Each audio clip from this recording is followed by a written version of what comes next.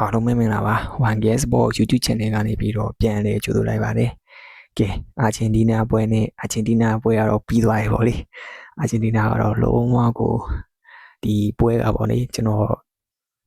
်ထင်ထားတာကိုကိပါရီကလုံးဝကိုပိုကောင်းခဲ့တယ်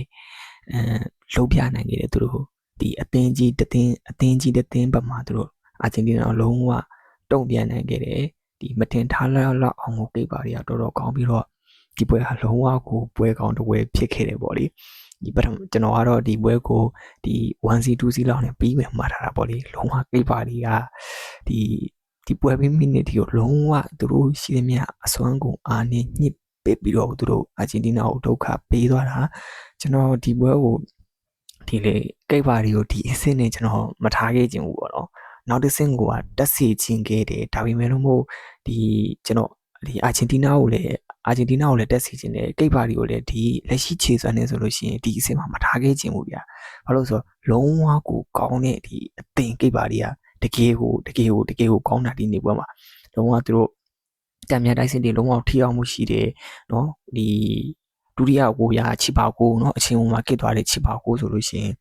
တော်တော်ကိုပေါ့လေတော်တော်ကိုကောင်းတဲ့ဒီစန်ဒီကာဘရဲပေါ့လေအဝေးကန်ချက်ကနေလှပပဟိုဒီမာတင်နဲ့လုံးဝမပုတ်နိုင်တဲ့ဒီတောင်းကိုလမ်းကန်သွားဗျာဒီ area ပြန်ပါထိပ်ကနေအိုက်ကန်ချက်ကျွတ်စင်ကြီးလုံးဝကိုကောင်းတာဒီတူဖြစ်သွားတယ်ကိုကြီးဒီအဲ့ချိန်မှာကျွန်တော်သွားပြီးတော့အာဂျင်တီးနားပီလက်တီသွားတော့မှလည်းကျွန်တော်ထင်နေရဗျာဒါပေမဲ့ဒီနောက်ဆုံးမိနစ်မှာဗျာဒီမက်ဆီရဲ့ကွန်နာကနေပြီးတော့ဒီလုံးဝဒီခရစ္စတီယာနိုရိုမဲရိုကောင်းတိုက်ပြီးတော့ဒီတစ်ဖက်လူနေပေါ့နော်ထိနည်းနည်းလေးထိသွားပြီးတော့ OG လူဖြစ်သွားပါတော့အဲ့မဲ့လုံးဝရမ်းပျော်ခဲ့ဗျာဒီကိတ်ပါတော့ကျွန်တော်ဒီအဆင့်မှာမထားခဲ့ခြင်းဘူးလုံးဝတကယ်ဒါကျွန်တော်ရဲ့ဒါခန်းစားချက်အရှိမှပြောပြတာကိတ်ပါတော့ဒီအဆင့်မှာမထားခဲ့သူတို့နောက်တစ်ဆင့်တီကိုတက်တင်တယ်ပါဒီခြေသန်းနဲ့ဆိုလို့ရှိရင် round of 16မှာတော့သူတို့အနိုင်ရနိုင်တယ်ပေါ့ဒီဒါပေမဲ့ဒီအာဂျင်တီးနားပေါ့လေဒီတော်တော်စူးစမ်းပြီးတော့ကန်ခဲ့ရတယ်နောက်ပွဲမှာဒီတဲ့ကျွန်တော်တို့အာဂျင်တီးနားဒီတဲ့ပို့ကောင်းမှုရလိုတယ်ပေါ့လေဒီပွဲမှာဆိုလို့ရှိရင်ဒီဆက်စားချင်းဒီ29မိနစ်မှာပါလေဒီလီဆန်ရိုမာတီနက်ကနေပြီးတော့နောက်တန်းကနေပြီးတော့တင်ပေးလိုက်တဲ့ဒီ long back ကိုဒီ long back ကိုပေါ့လေဒီမက်ဆီကလုံးဝကိုဒ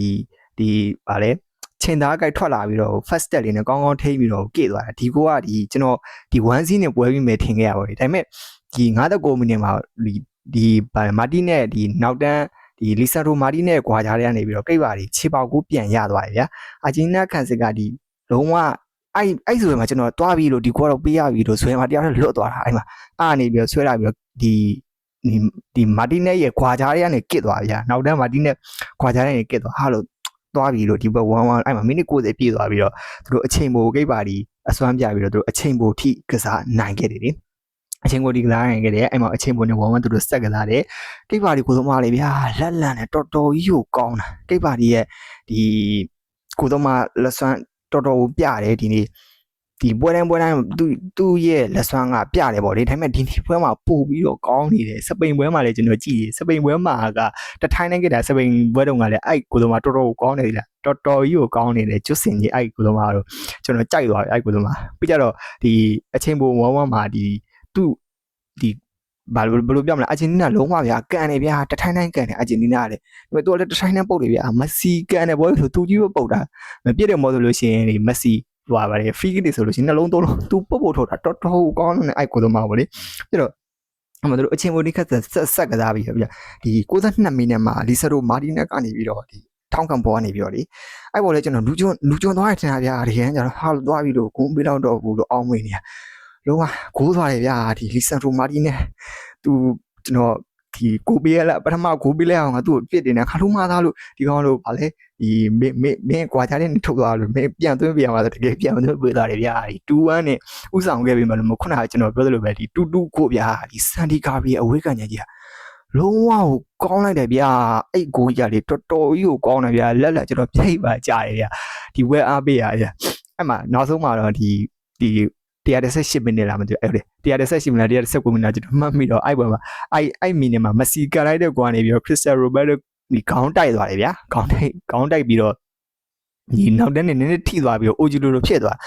းလုံးဝအနိုင်ကို3-2နဲ့နော်လုံးဝအာဂျင်တီးနားကတော့တက်သွားတယ်ဆိုပြီးမှလို့မို့တော်တော်ကိုကောင်းခဲ့တယ်နော်ဒီလီယိုနယ်မက်ဆီကတော့ဒီနေ့ပွဲမှာကတော့ တကိုးဖန်တီးတကိုးသွင်းတဲ့ရလတ်နဲ့ကျွန်တော်တို့ဒီ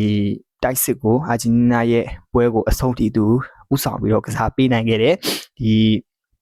လီဆန်ဒိုမာတီနက်ကလည်းပေါ့နော် assistant တစ်လုံးပေးပို့ခဲ့တယ်ပြီးတော့ဒီ assistant တစ်ချိန်ပေါ့နော်ပေးခဲ့တယ်ရခဲ့တယ်ပြီးတော့ဒီကိတ်ပါတွေကိုသမားလေဗျာအများကြီးကိုစိတ်နိုင်တာဗျာကျွန်တော်ဒီပွဲကိုနော်ကိတ်ပါတွေကိုလည်းမထွက်စေချင်ဘူးအာဂျင်တီးနားကိုလည်းနောက်တစ်ဆင့်တက်စေချင်တယ်ကိတ်ပါတွေဗျာကျွန်တော်ဒီကိတ်ပါတွေကိုကျွန်တော်နောက်တစ်ဆင့်ကိုခေါ်သွားချင်တယ်ဗျာတကယ်နော်သူတို့ရဲ့ခြေစံကိုကျွန်တော်အရန်ချီးကျူးတယ်နော်ပြီးကြတော့ဒီအာဂျင်တီးနားရဲ့ဒီခန့်စစ်ကလေလုံးဝဒုတိယပိုင်းမှာလုံးဝနည်းနည်းကျသွားတယ်လို့ခံစားရတယ်ကိတ်ပါတွေကိုဒီ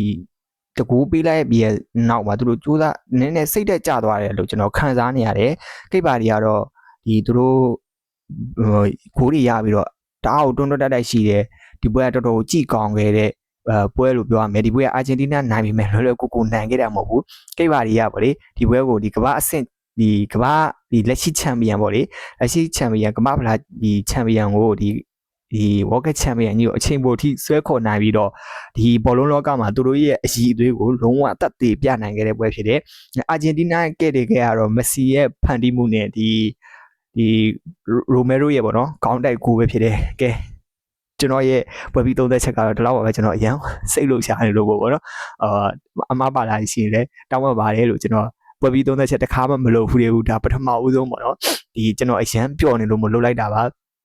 ဒီတော်တော်ကိုကောင်းတယ်ကိတ်ပါရီရဲ့ကျွန်တော်ကိတ်ပါရီကိုပေါ့လေတကယ်ပြောတာဒီအဆင့်မှာမထားခဲ့ချင်ဘူးကျွန်တော်နောက်တစ်ဆင့်ကိုခေါ်သွားလို့ရရင်ခေါ်သွားရင်ပေါ့လေဒါပေမဲ့လို့မို့ဒီတစ်ဖက်ကလည်းအာဂျင်တီးနားဖြစ်နေရဆိုတော့ကျွန်တော်ဒီလက်ရှိအားပေးနေတဲ့အသင်းပေါ့လေကျွန်တော်လက်ရှိအားပေးမှဆိုလို့ရှိရင်အာဂျင်တီးနားရဲ့စပိန်ရဲ့ဒါကျွန်တော်ဒီအာဂျင်တီးနားရဲ့စပိန်ရဲ့ဂျပန်ပေါ့လေဒီသုံးမျိုးကိုကျွန်တော်အားပေးတယ်ဒီစပိန်နဲ့အာဂျင်တီးနားတော့ကျွန်တော်အားပေးတဲ့အသင်းတွေမှာကြံသေးရဲ့ဒီဂျပန်ကတော့ထွက်သွားပြီပေါ့လေဒါကတော့ကျွန်တော်ရဲ့ပွဲပြီးသုံးသက်ချက်ပဲဖြစ်ပါတယ်တော်တော်ကိုကောင်းတဲ့ကိတ်ပါတွေပါဗျာတော်တော်ကောင်းတဲ့ကိတ်ပါဒီကိုသမားလည်းအရန်ကောင်းတယ်ဒုတိယကိုသွင်းသွားတဲ့ဒီဘယ်လိုပြောမလဲဒုတိယကိုသွင်းသွားတဲ့ကိတ်ပါတွေရဲ့ဒီကာဘရီယယ်လည်းတော်တော်ကောင်းတယ်ကာဘရီယယ်လားမသိဘူးဗျာနာမည်လည်းမခေါ်တော့ဘူးအဲ့ကောင်လည်းတော်တော်ကောင်းတယ်ကိုသမားလည်းတော်တော်ကောင်းတယ်အရန်ကိုကောင်းလို့တဲ့ပွဲလုံးဝမိနစ်အချိန်ပိုထိအောင်တစ်စက္ကန့်မှကိုဟိုဘယ်လိုပြောရမလဲဒီနောက်ပိုင်းမိနစ်တွေမှာတိတ်ရကြပြီးနောက်ပိုင်းတွေမှာလုံးဝကိုရင်ခုန်စရာအပြည့်နဲ့စောင့်ကြရတဲ့ပွဲပေါ့လေ1-0နဲ့ပထမပိုင်းတော့တော်တော်ပြင်းစရာကောင်းတာပေါ့လေအာဂျင်တီးနားကပဲဘောလုံးတွေကင်ထားပြီးတော့သူတို့ဟိုဒုတိယကိုရရင်နဲ့ရဖို့နဲ့သူတို့ဆက်တိုင်းကနေပြီးချိပါဦးပြလိုက်ရပါလေတော်ပြီဒါကတော့ကျွန်တော်ရဲ့အာဂျင်တီးနားနဲ့ကိတ်ပါရီပွဲရဲ့ပွဲပြီးသုံးသက်ချက်ပဲဖြစ်ပါတယ်အားလုံးကိုကျေးဇူးတင်ပါတယ်